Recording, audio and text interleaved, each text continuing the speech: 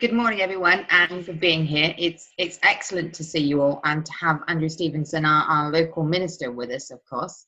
And we're glad you're both local and a minister. It's really, really useful to have you here. And what a role for you to have at this moment to be our rail minister. It is perfect. So just in terms of some sort of introduction and background, as you know, Andrew, this is our group of our Diamond Ambassadors. So they are our elite, as Jen says. They're our most involved companies, our most proactive companies. Many of them are most well-known companies. You Diamond Ambassadors, please realise that you're very privileged in the fact that we're allowing you to ask your own questions verbally. In most cases with Zoom, because of everyone protecting security and speakers, we make them just be asked on the chat in text, and then the presenter reiterates them. But being that we know you all intimately and trust you most of the time, we're going to say please start that, have that dialogue happening. So do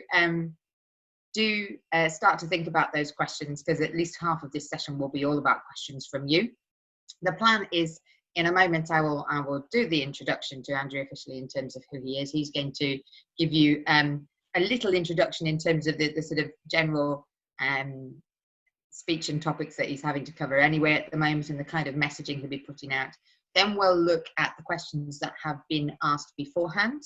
A lot of them are coalescing around the M65, I have to say. And then we'll go to question and answer from all of you. We will finish bang on time at 11:30. So if you're coming up to that moment, be brief so that you get heard. Other than that, it's really nice to see you here. We are looking to boost the Diamond Ambassador offer going further. There will be a lot more political engagement, looking at white papers and green papers proactively. And it will be really interesting to talk to you over the coming a couple of months about how you want to see that happen and what you're interested in. So bear that in mind too. So without further ado, just to introduce Andrew, as you well know, is our MP for Pendle, and also now Minister of State for the Department of Transport, affectionately known under this particular portfolio as the Rail Minister. And I don't think that's an official title, but it is really a pseudo-official title, isn't it? Previously, Andrew was at the Foreign and Commonwealth Office, and before that at Bayes with an advanced manufacturing remit. So it's been quite a roller coaster journey over the last couple of years, with some really interesting portfolios for you, Andrew. And it's really great to have you here. And the last thing I wanted to say was I like how when I've heard you speak at events in Manchester or in London, you've always been very, very strongly representative of the area and the manufacturing climate and the importance of infrastructure as serving the population and the businesses in the area. So I think the positioning has been bang on, and we look forward to that continuing. So please do introduce yourself and give us your thoughts at this moment. Well, thanks, Miranda, and good morning, everybody. It's great to be able to join you, and great to be speaking to a local audience for once. As Miranda said, I've met many of you before in different guises. Obviously, I've been the MP for Pendle for 10 years now, but over the past 3 years, I've been on the ministerial merry-go-round, in that I've held 6 different ministerial roles in 4 different government departments in the space of 3 years. So I'm never really left that long in any one post, which is annoying. And I'm very much hoping that I can get to stay in the DFT for a period of time. I've only been in the DFT since February. Specifically, I lead on the high-speed rail project, which is, as everyone will be aware, the biggest infrastructure project in Europe, currently estimated to come in at somewhere between 72 and 98 billion pounds. I then lead on the Northern Powerhouse Rail project, about 30 billion pounds plus of investments that Transport for the North and others have argued for very strongly, and the Transpennine route upgrade, the upgrade of the existing main route across from Manchester to Leeds, which of course has been committed to be upgraded for many, many years, and we yet still haven't got shovels in the ground. So basically I lead on some very big projects. There are certain things that, because of a direct constituency interest, I can't necessarily talk about. So, you know, the Colne-Skipton line is something that I've lobbied for many years, but actually, because I have a direct constituency interest, that is very much covered by the conventional rail minister, who's called Chris Heaton-Harris, and he's looking at a lot of the beaching reversals. So again, the kind of Bolton Fleetwood line that's being talked about, Colne Skipped and various other projects like that. The 500 million that's there for reopening lines, probably going to increase to more than that in due course, but that is very much led by Chris Heaton-Harris. Similarly, obviously, I'm more than happy to talk about the M65 because, again, constituency interest looked after by the Roads Minister, Baroness Veer, who is very much leading on a lot of our work to improve the highways network across the country. So that's me. Over the past few months, obviously, we've all been living through quite unprecedented times. Therefore, having been appointed as the HS2 Minister and trying to really do everything we could post-Oakerby to implement all the recommendations of the Oakerby report and move HS2 forward, I've also led on critical freight for the government, ensuring that obviously food and medicine was coming into the country across all the different modes of transport. I also was on the daily ministerial implementation group for public services. So basically looking at all non-health aspects of public services. So everything from the delivery of food parcels to the most clinically vulnerable to how to deal with excess deaths and a whole range of other topics. So it's been an interesting few months, as it has been for everybody in politics and business. Obviously we have made huge progress as a country, thanks to the incredible sacrifice of individuals and businesses. So thank you to all of you for everything you've done. And I can believe that we will continue to make progress if we continue to work together and eventually eradicate this terrible disease. That's excellent. Thank you very much as an introduction.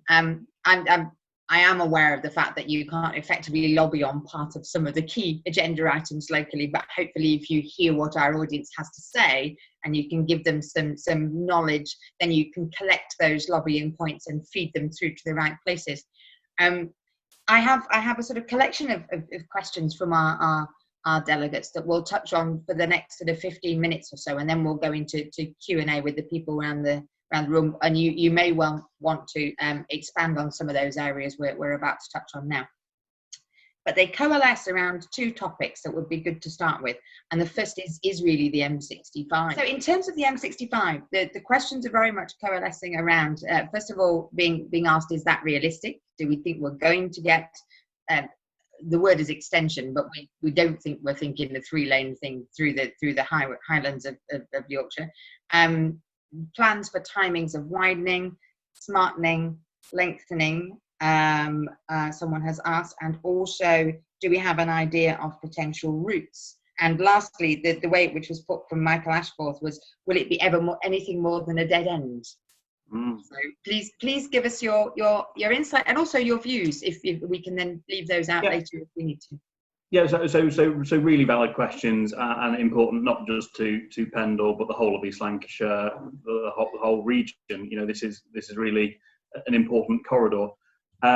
So one of the kind of, I would say, one of the real benefits we had of securing a study into reopening the Colne-Skipton line, which Chris Grayling decided to grant, was the study came back saying, that was technically feasible. It would be very costly to do, but it really couldn't be done until you sorted out the traffic problems, because reopening the railway line would cause disruption to the conventional road network, and that was intolerable, and therefore you had to sort out something to, basically the congestion at the end of the M65 one way or another.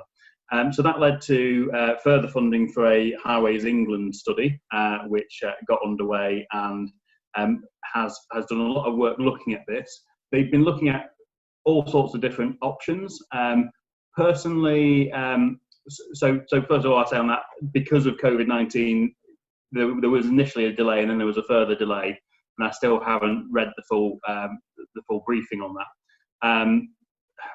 They were looking at a whole range of options. In essence, the most popular option previously has been the county council's preferred option, which is a northern bypass of Colne. So basically you add another junction on before the end of the M65. You then take traffic heading to Barnoldswick, Earby and North Yorkshire off, and you bypass Colne to the north. There is a further option then that you could then bypass Earby, because of course if you do that you can then take us straight into North Yorkshire onto the A roads, and therefore you have a very good bypass, which doesn't just move the bottleneck from Colne into Earby. So that is very much being looked at. They were looking at other options personally, despite big commitments from the government on road building. And if you look at the pipeline, we are building more roads than we have for years. There are real significant environmental challenges with a desire to extend the motorway. So I think realistically we're going to be more in the territory of bypass and other kind of mitigations at the end of the M65, rather than extending the M65 all the way through. But I haven't read the report, so I honestly couldn't tell you what the conclusion of that is. But it was recognised, previously Transport for the North, Pendle Council, Lancashire County Council, everybody recognised the congestion at the end of the M65 was holding things back. This is the first time we've actually got the National Highways Agency to recognise that as well, and do a fully funded study into it. So in theory, anything that Highways England recommend, the government kind of has to act on. So certainly once we get that, Baroness Veer as the Roads Minister will be looking at it again. Whilst I can read it, I will have to recluse myself from those discussions, but it has been recognised by now all parties at all levels, from national, regional to local, that congestion at the end of the M65 is holding back the region. Thank you. If when there's the right moment, if we can get the Baroness to come to a meeting, this way is actually quite easy in terms of interacting with politicians, which is good. And also possibly we know Peter Molyneux at Transport for the North really well, who works on the M65 portfolio. So that might be a really good meeting to get together. So we can have what can then be quite a detailed discussion with the two of them about potential routes and options, and that would be good to hopefully that would help with Phil Green, with you and the council as well, if we can do something like that and get business input straight through to them about it. That would be really excellent if we could do that. Yep, I will certainly raise that with Charlotte. She's really keen to look at these issues and move projects forward. At the moment, there's a real desire, particularly because we're all seeing infrastructure as a key part of the economic recovery package. They're actually identifying schemes where there's real problems which are holding back local and regional economies and moving them forward. So I'll certainly speak to Charlotte about coming in and engaging with you, and she will be able to give you far more detail than I can. No, that's excellent, because then hopefully we can be helpful in that we can both have the discussion around various route options and give a real sort of potential users feedback on that, rather than campaigners about various issues. You can actually hear from potential users what would work and what not.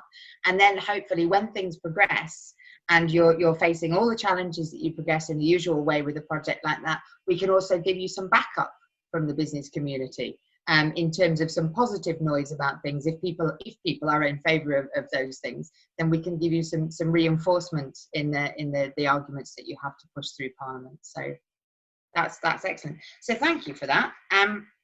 We might come back on that obviously in our open questions at sort of just after 11 o'clock. So the second topic that's being raised is very much around public transport, and about the rules that are going to be happening on public transport in terms of COVID, and is public transport going to be pushed out of the equation? Are people going to go onto the roads much more to avoid it? Do you think that's going to have a really negative effect on the ability for people to move around? And also, how do we counter that? How do we raise the appeal of public transport to make sure that doesn't happen? So we're actually trying to make sure everyone isn't just diving onto the road. Yeah, really, really important topic, and something that takes up a huge amount of time at the moment. At the moment, everyone will be aware of where we are in the stage of kind of government advice. Social distancing is the most important kind of message from the government at the moment, and we still have the 2 metre rule in place. That has huge consequences for public transport. You can fit 10% of the people you'd normally fit on a bus. You can fit about 15% of the people you normally fit on a train. It is a challenging situation. Now, of course, we have therefore gone as of this Monday to mandatory face coverings in order to protect people where social distancing cannot be maintained. The debate at the moment, and certainly there is a lot of work going on on to the piece of social distancing, but if you look at France or other countries, they have gone for 0 social distancing on public transport. So you can sit next to passengers as long as you're wearing a face covering. We are currently running at a rate of about 90% compliance with the face coverings. I came in to Parliament this morning on the tube. I didn't see anyone who wasn't wearing a face covering. So, the public are complying with this really well. And I think one of the most essential tests for the government, if we want to reduce social distancing on public transport, was to actually look at the take-up of wearing face coverings, see if that was working, see if the public were accepting that messaging. It seems at the moment that they are, so that will certainly be fed into the discussions around social distancing, and we will have to take a judgment call in the coming days and weeks. The real challenge we have at the moment, because of that capacity constraint, there is nothing really we can do apart from advise people against using public transport unless they absolutely have to.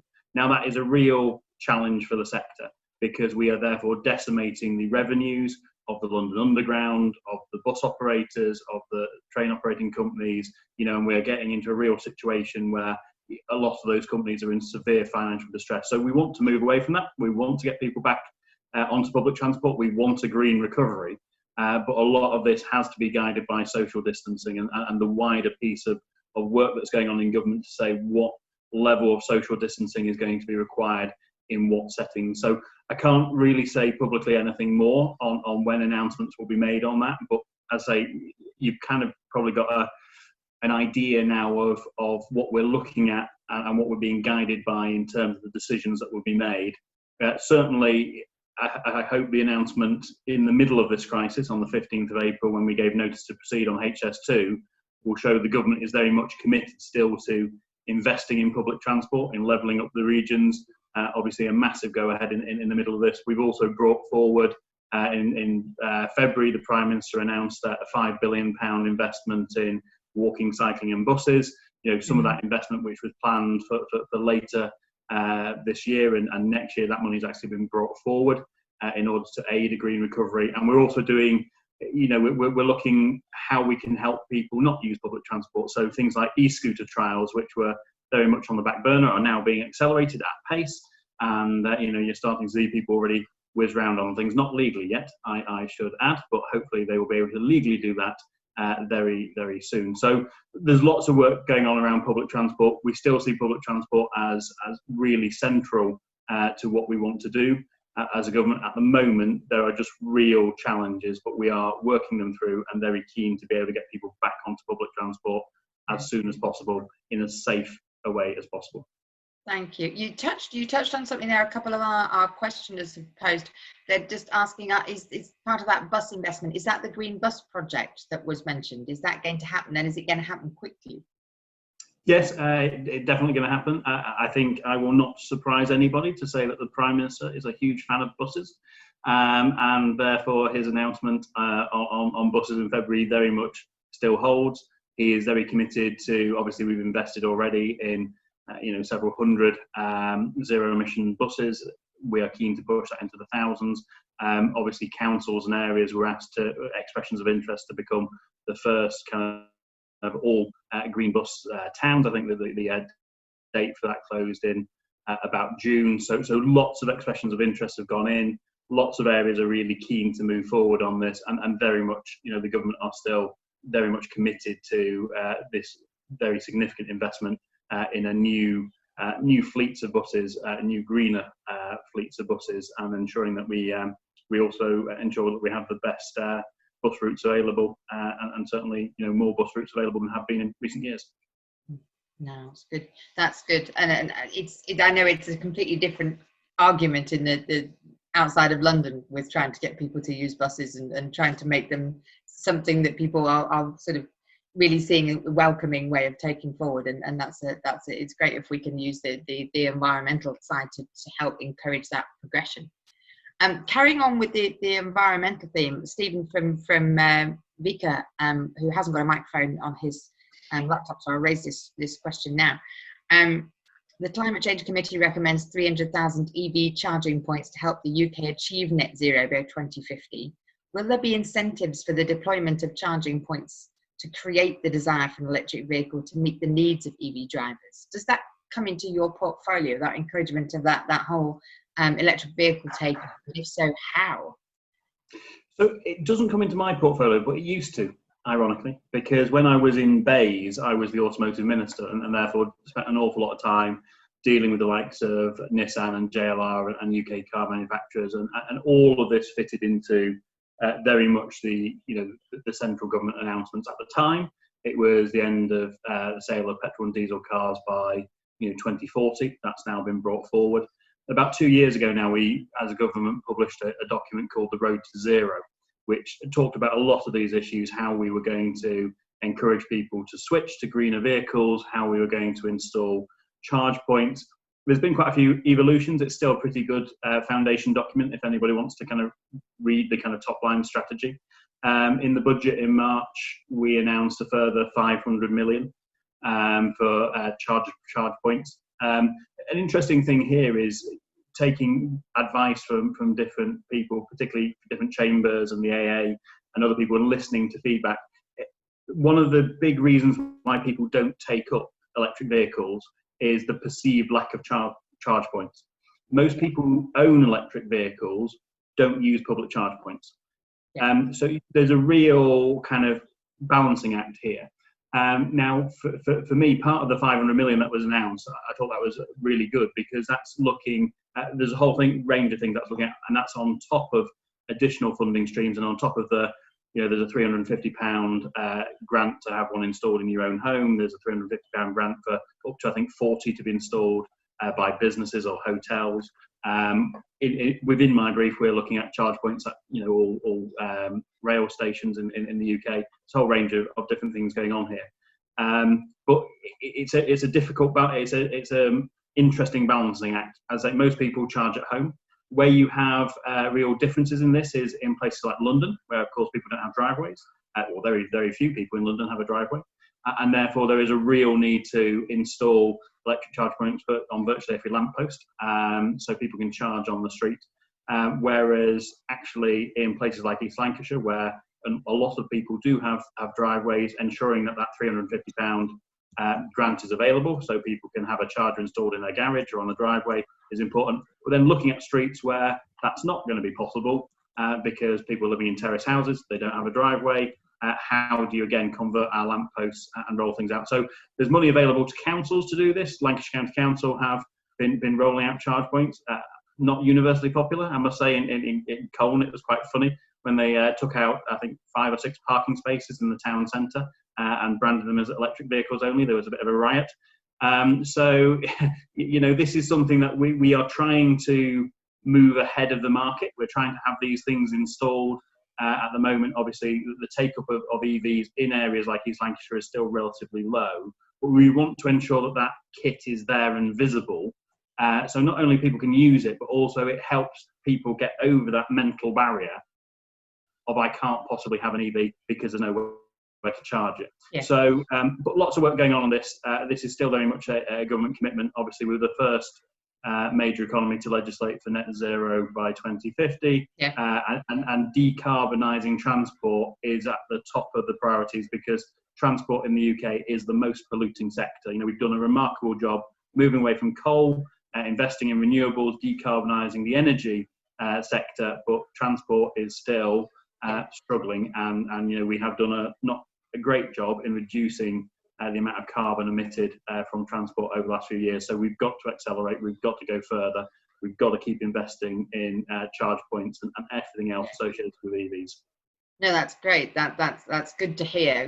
That's our other passion locally. We've got a lot of environmental passion going on locally in terms of the hard business side of that. So, in terms of questions, we've got one that would be good to keep for the end from Jen about whole sort of mayoralties and political structures. So let's keep that back for the end.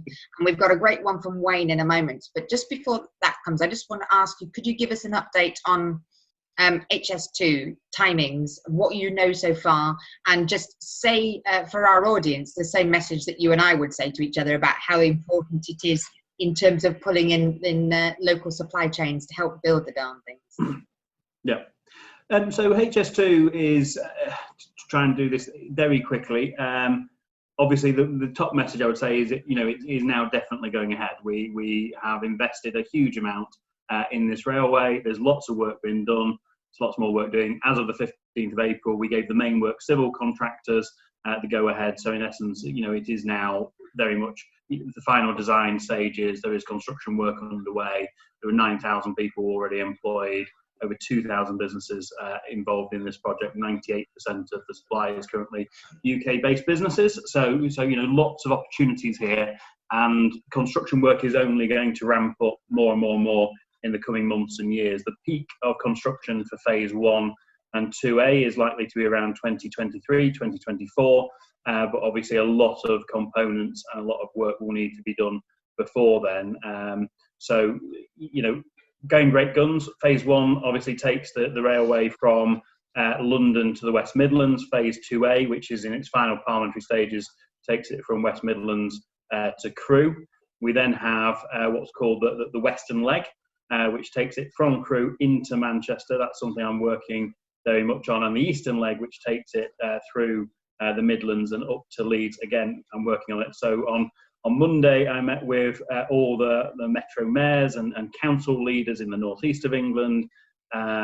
Tuesday, it was all the Yorkshire and Humber leaders. Yesterday was Andy Burnham and Manchester and Lancashire leaders. And then today will be Steve Rotherham and the kind of Liverpool, Merseyside and Cheshire crew as I slowly work round. And next week, it's going to be the Midlands. So constant dialogue with Northern and Midlands leaders surrounding the integrated rail plan, which we're pulling together, which basically says, okay, HS2 is great, but how does that integrate with the conventional rail network? How do we avoid creating new bottlenecks? How does this all knit together? So an awful lot of work going on that, but the key message is, in the past, there's been lots of questions. Is this going ahead? Is it not? It very much is going ahead. And if you visit, Euston Station and see the massive amount of work that's already gone on, if you go through the West Midlands, you'll be able to see significant transformation now related to HS2. Getting that linkage onto East Lancashire railways will be really essential, so it isn't just a straight through pass, and actually gives us the opportunity to put freight as well as passengers onto the network, north, south and east, west. So we do need that connectivity between, we need the whole of HS North as planned, basically. Yep. That's completely. And of course, another kind of misconception with HS2, most people think because we're saying it's going to West Midlands or Crewe, that's where it will stop. It won't. Obviously, the HS2 trains will run onto the conventional network. So as soon as we get the railway line as far as Crewe, those trains will run onto the conventional network, and you'll have currently projected at 2 an hour going to Preston, 3 an hour going to Manchester. So the journey time reductions to Birmingham, to London, to other destinations will be able to be delivered as soon as we open the first sections. Obviously, the ambition there very much is to continue to build more high-speed lines and be able to really transform journey times across the north of England. Thank you. So, Wayne, you've made a really important point around the construction work you're doing, but also the need to have government investment to keep that going for you. Can you reiterate what you put on the chat for me? Andrew, good morning. So I represent WEC Group. We're headquartered in Darwin and Blackburn. And transport, for us as a business, we're a third-tier supplier, second-tier supplier too. So we're big suppliers to Bombardier and Hitachi at the moment for the rail network. So that's welcome from HS2.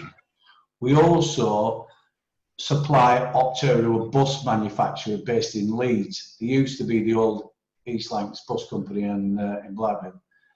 And we've been supplying all the structures, so all the metal structures for all their products, including the double-decker EVs that they've won and supplied into London. Going extremely great guns. Had an order waiting to be placed from New Zealand for 150 structures. Each one is £500,000 a piece. And then that's got pulled under them because of what's happened with COVID, etc. So the £5 billion fund for buses and cycle routes is really, really important, but I'm not sure how many of them are going to survive the pandemic if there's not an influx of. So they're not back to work yet. So they've all been on furlough, the whole factory, for the last 3 months. There's talk of them filtering back this month, but they're still not back. So as well as that fund, whether there's some, and I'm sure they've been lobbying anyway to government, such as ADL at Scarborough, but I'm not sure if they'll survive. they've got deep pockets, they've got big owners, but so some of that fund could hopefully do with providing them much needed cash injections to keep them afloat at the moment. But for us, it's typical that as a business that employs nearly 1,000 people, Opta is one of our main customers, and if they go under, that would have a big effect for us as well locally. So. Yeah. So really good point, and I think it kind of touches on a couple of things that I've already said. I mean, one of the real challenges at the moment is the bus operators can't make any money because they can't take enough passengers, and therefore the government's had to step in just to kind of bail out the bus companies, just to keep the buses running. So that I think the tune of £650 million over the past few months. That money hasn't been taken out of the 5 billion. You know, the 5 billion is still very much as envisaged before to deliver, I think, at least 4,000 brand new zero emission buses and do the zero emission pilots in different towns and cities.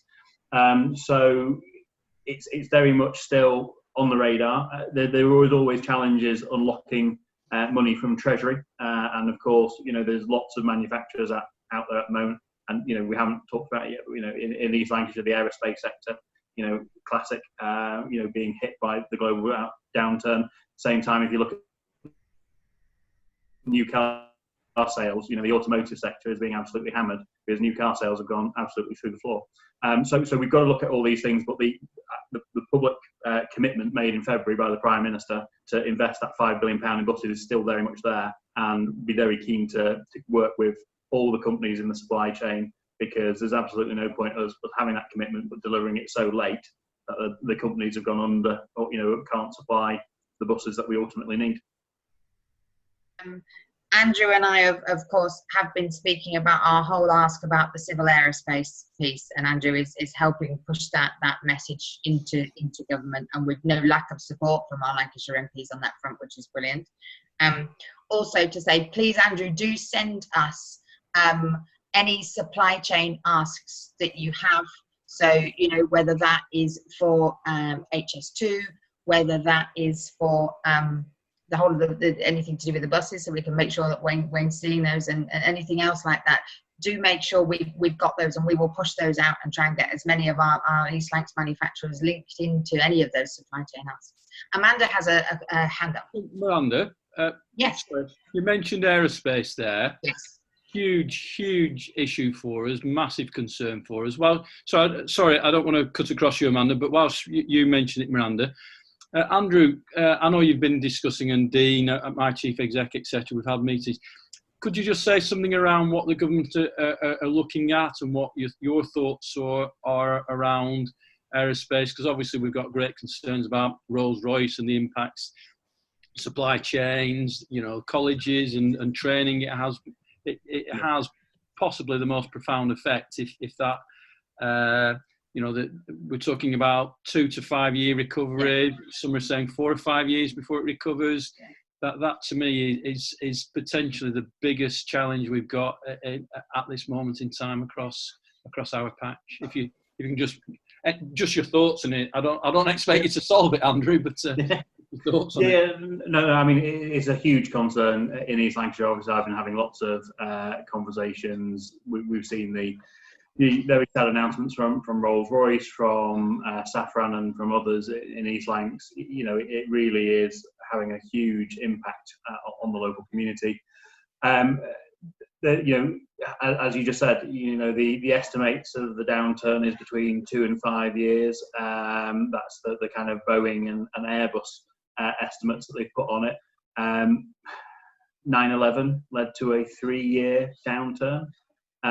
You know, and at the moment, I don't know about you, but I don't see the enthusiasm from the public to jump back in aircraft and start flying around the world. There are some who are very keen to do it, but there are many people who are now sceptical of spending particularly long haul flights because of fear. So, and even if we come up with a vaccine, even if we eradicate COVID-19, it is entirely possible to believe that fear factor will remain for many months or years to come, as we saw exactly, you know, to use the 9/11 analogy, you know, the amount of safeguarding that went into aircraft, the whole change of protocols, everything that followed after that, it still took a very long time for the public to want to start flying again. So we have a real challenge that will have a massive impact on both aviation. So we've seen the BA job losses. We've seen an awful lot of airlines scaling back their fleets, and therefore a big impact on the aerospace sector. There's quite a few things we can do. I was in meetings about this yesterday, cross-government meetings, looking at how we keep those skills in the economy. Certainly some companies like Rolls-Royce do more than just aerospace. They obviously have nuclear, energy, defence contracts. And again, the government have already, in the sake of Rolls-Royce, been bringing forward some of that defence work, bringing forward some other work. I'm very keen on small modular reactors. As former nuclear minister, I always have been. So there's things that we can do to support specific companies. And then, of course, through the Aerospace Growth Partnership, there's more work we can do to supply R&D, grant funding, and others. And we also need to look at what some of our competitor countries are doing, what the Germans, what the French, and others are doing to support their sectors. These are sectors that will not bounce back easily unless we protect those jobs in the short term. We need to protect them to provide a foundation for our economic recovery. And even if it will take 3, 4, 5 years to recover, we are very proud that we have one of the largest aerospace sectors in the world. And we're very proud in this Lancashire that we have one of the largest concentrations of aerospace jobs in the world. So we've got to do everything we can to protect them. And BAYS, Treasury, everybody is aware of this and working through what we can do to support those companies. Even if for short term, that means we need to help some of those companies diversify, protecting those skilled workers so that they can come back into aerospace when it's needed. The final thing I'd just say, the most obvious thing that I forgot is obviously the decarbonisation of aviation is a massive thing which the government's been putting huge amounts of money into. Again, there is further arguments here for us to really invest in the greening of fleets, because if we do that, of course, that will stimulate orders for the likes of Airbus and Boeing and engine manufacturers like Rolls, and suddenly helps the entire supply chain and ensures that when aviation does come back, it is greener than ever. No, thank you very much. And that very much reiterates the ask that we've been pulling together with all of our local MPs, including Andrew, and the LEP is around those diversification routes and how government can push those contracts, military, aerospace, unmanned aerial vehicles, nuclear, SMR, low carbon products, everything in the direction of the companies that would be doing auto and aero parts are now being hit. And around how we can do things to retain the skills in the area, and possibly so those apprentices especially are still there when we need them into that 3-5 year recovery period. So everyone is saying the same message. It's just about getting that to the point of action, isn't it? I know it's tricky. Amanda, you've had your hand up very patiently. Thank you very much. That's okay. I suppose it follows on from that, really. We will be leaving, we have left the EU, I should say, and there's a significant increase in risk that we will leave potentially without a deal. And we were seriously concerned about the economic impact of that before COVID. And so, as you've just said, the importance of kind of investing in our skilled economy and making sure that we don't allow those businesses to kind of fall over in the meantime is more important now than ever. And yet we've spent, I don't know, 260 billion or whatever on the initial recovery out of COVID through the furlough scheme and what have you, which has been brilliant, don't get me wrong. But I suppose I'm just worried about, we talked about the levelling up agenda and making sure that places like Lancashire get the investment that they need in people, in infrastructure, etc. To what extent do you think, thinking about comprehensive spending reviews and that sort of thing, that we're now back to square one on rethinking how we kind of reinvest in that, given the fact that the budget is now a completely different, in a completely different position? I think it's a very valid question, and I had a meeting yesterday with the Secretary of State for DWP where we were talking about sector-based academies and which sectors are, where the largest job losses would come in the transportation sector, we are heading towards very significant unemployment. We're heading towards some real challenges, and some people will be keen to retrain, some people won't. A lot of people will be entering the job market who perhaps haven't been in the job market for decades. When you look at the thousands of people being made redundant who are BAE cabin crew, it is not obvious where they would want to go, and many have worked loyally for the company for basically since they left school. So we have some real challenges here. Personally, I think we've always been, and this hasn't changed because of COVID, but we are in a world where nobody really expects to be in the same job for their entire life. Most people change jobs multiple times. If COVID-19 has shown us anything, it's shown us what an uncertain world we live in. And therefore, having structures in place that help people retrain, help people upskill, that surely needs to be part of our economic response to this. So I'm not very close to the kind of exact thinking in government as to what's going on, obviously being led by the DfE and others. But I think everybody would say that has to be a hugely important part of what we do in response to this crisis. And it would be the wrong time to think about scaling back or cutting back on investing in skills and training. Yeah, there's a white paper, Andrew, which I'll bore you about, which is due to be published maybe even as early as July, on skills, apprenticeships, post-16 education, etc. So we should watch that keenly. Great, and this is a personal view, not a government view, but I've always been a huge fan of apprenticeships. I've been slightly worried in the last few years they've taken a dip, and therefore for me, anything we can do in order to help get more people back onto apprenticeships, increase the number of availability and all that, I think in a way, we need to go back to where we were on some of these things, and we just need to get large numbers of young people in valuable, accredited and everything else apprenticeship courses. Yeah, they are of course jobs. And not training courses. So I think that's something that that we need to understand, that we can't guarantee a job in the same way that we can guarantee a training course. Yeah. I think also worth raising is, again, it's around supporting the aerospace sector was looking at ways of helping those apprentices that would have been coming through into that sector and won't now be taken up immediately, was if there were ways of diverting them onto higher education courses to retain them in that sector and in that skill base and learning in the area, so that they are there when we need them in 3 to 5 years, rather than them going off and doing something differently elsewhere in the UK. Yeah, and it is fair to say, I mean, it's going to be rare, but the rail sector, we are anticipating skill shortages. We are planning so much investment in the railways in the next few years. Yeah. We are going to have a real lack of skilled engineers and others in order to help us build High Speed 2 at the same time as building Trans-Pennine Route Upgrade, at the same time as Northern Powerhouse Rail, at the same time as East West Rail, at the same time as, the sheer spend from Network Rail itself will create a skill shortage. So, there are sectors where we do need people to perhaps look again at those sectors. We do need to support colleges and training providers to help people make that transition. But there will be opportunities out there.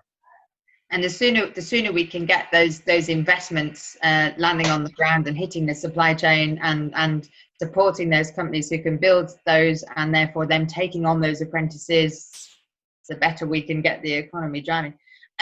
Wayne from WC has said again, town deals are £25 million, and they include transport investment. So we've got to make sure that funding scheme progresses as fast as it was intended to. We've got 5 towns in Lancashire listed in the 101 towns with town deals. My understanding is, I speak to Simon Clark regularly, who's the minister responsible. Most areas have, despite COVID, made really good progress. I know Nelson has. I sit on the Nelson Town Board, and huge progress. And again, credit to all the local areas, most of whom have stuck with very challenging, deadlines throughout the pandemic. So credit to them. But the money is still there, very much still up for grabs, and will hopefully now be an essential part in the economic recovery of those areas. Yeah, no, that's good. Yes, I sit on the Darwin one with Wayne. Is Jed Ennis on the call?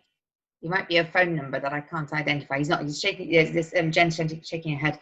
He had a question about the continuing investment into the low carbon economy. Is that something where we can actually see even increased desire to invest to ensure we're getting the fastest possible recovery? Yeah, I think the green recovery is talked a lot about at the moment because of social distancing and various other things. We're not really seeing that. But there is a real potential here to build back and to build back better. But climate change is not going away, despite the COVID pandemic dominating the news headlines. We only need to think back to last year, and of course Extinction Rebellion and the school strikes and everything else that was going on. And of course this year, if we hadn't had the pandemic, we would have been hosting the global summit, the COP. Up in Glasgow, chosen because we have the best record in the G20 so far of decarbonising our economy, but we can't rest on our laurels.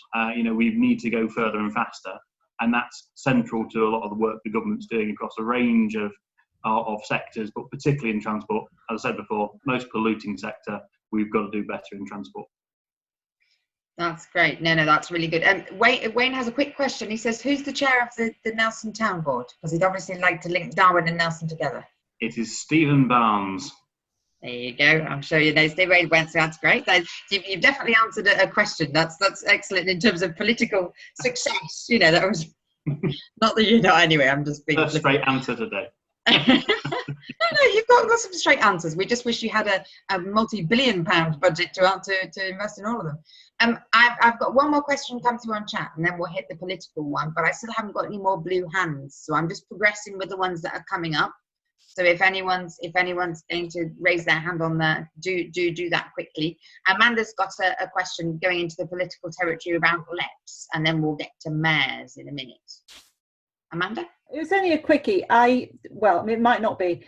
I sit on the LEP board, as you know, chair the SAP, etc. It's interesting thinking about how investment is going to flow in the future. I've just wondered if you've got an insight into whether it's more, when we saw Jake Berry earlier in the year, who was very kind of keen on a particular direction of travel. I wonder if that direction of travel is still the same. In other words, moving more towards new structures, regional structures, etc. So there's still going to be a devolution white paper later on this year from MHCLG, which will kind of set out the government's thinking on a lot of these issues. Not much in the direction of travel that we've seen over the last few years has changed. We're still keen on greater devolution. We're still keen on mayors in different parts of the country. That's all still pretty central to the narrative. So you will be finding out more in due course later on this year. LEPs, I think, very much are still here to stay. It's probably worth us all remembering that the Prime Minister's first speech after becoming Prime Minister, he did talk about a Northern Growth Body. So we may see something new, but I don't think that's going to replace LEPs. I think that's going to be in addition to LEPs, but that's not my policy area, so actually I'm not sure what form that is going to take.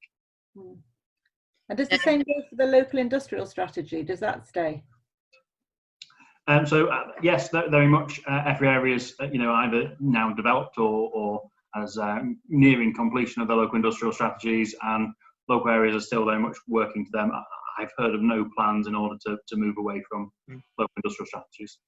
Just to press the mayoral piece just before we finish, Richard Slater's given me some great numbers.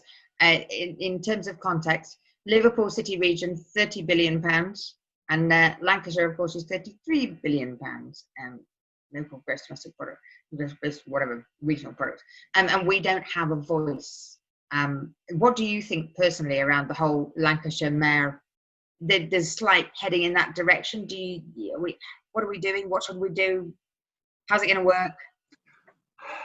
So, speaking as a local MP rather than as a minister, personally, I'm not convinced. I'm not convinced by combined authority. I think it's a fudge. I'm not sure it's going to deliver savings. you know, my view has been consistent throughout, prior to the kind of government's tradition on this. I think Lancashire should be a series of unitaries. Where the lines between those unitary councils are drawn is a matter for a lot of debate, and whether people will ever agree, who knows. But you know, I think this area could deliver similar benefits to Greater Manchester as places like Cheshire have, where of course the county council and the district councils were done away with several years ago to create 2 unitary councils. I think Lancashire would operate far better as 2 or 3 unitary authorities. That's always been my view, and I'm just not sure a mayor for Lancashire would work. Obviously there were similar views in West Yorkshire, and they've overcome them, and the government's now moving ahead with a mayor of West Yorkshire, but I'm still just not convinced in Lancashire it's the right approach. So three. I've heard talk before of 3 unitaries and then a mayor that sort of takes the central voice forward. Is that the thought? So again, all of these structures will be talked about. Obviously, Lancashire leaders will be very much in the driving seat on this. Lancashire MPs will contribute their views.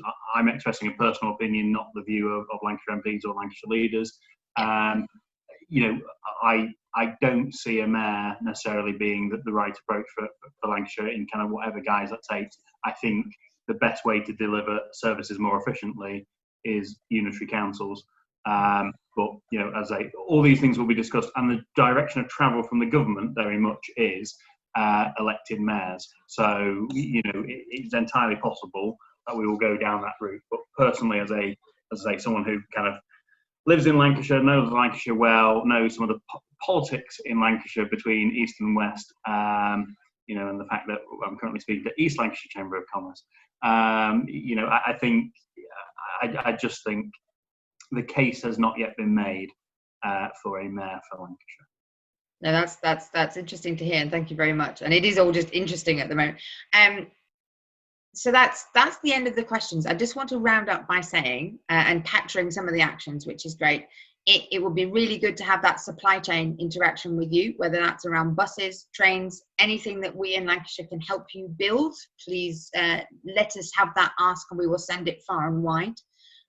It's really good to hear about the M65 discussion happening, and if we can do that setting up of some interaction with the Baroness Charlotte and have a roundtable for her to get the information and get our companies in support and informing that decision, that would also be excellent. And lastly, can we take part in your series of roundtables on HS2 that you're billed as having around the country at the moment? We'd love to pull one together for you.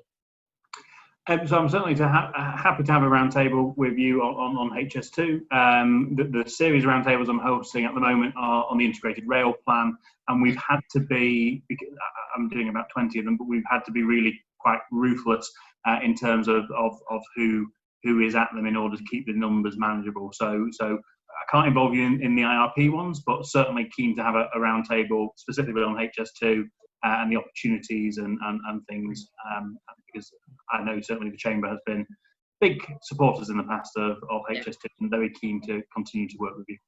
No, that's brilliant, and a perfect note to end on. Thank you very much for being here and giving us the time and so freely, and we're delighted to help support you with these agendas and give you the business input behind you. Thank you to all of our participants. Keep feeding us thoughts around what you want to input into government, what interactions you want to have, how many more of these you would like, and when. We want to design what we do for our Diamond Ambassadors around what they want. But thank you to all of you for being here, and it's great to see you, and thank you very much, Andrew. Have a good day. Thanks, Andrew. Thank you all.